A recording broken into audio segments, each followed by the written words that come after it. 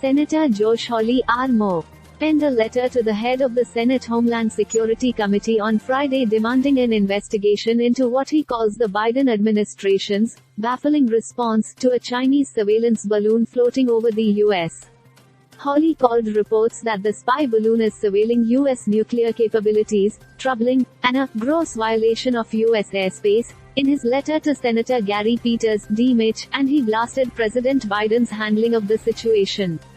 As members of the Homeland Security and Governmental Affairs Committee, HSGAC, we have an obligation to obtain a full understanding of the surveillance that the Chinese government is currently conducting in gross violation of U.S. airspace and to understand the Biden administration's baffling response thus far, Hawley said in the letter.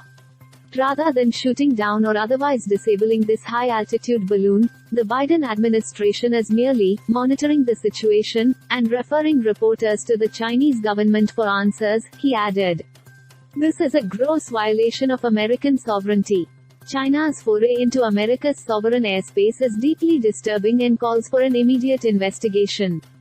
This is a matter of homeland security, and we should hear from senior members of the Biden administration to understand their response, or lack thereof, so far.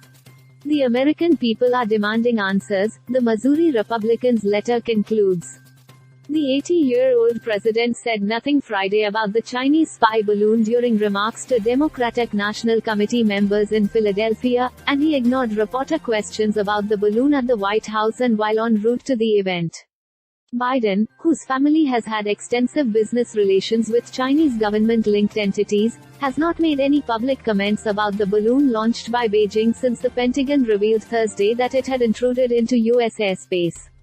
Several Republican lawmakers, including Sens. Marco Rubio, R. Fla, Tom Cotton, R. Ark. Reps. Ryan Zinke, R. Mont, and Marjorie Taylor Greene, R. Ga, have called on Biden to blast the balloon out of the sky.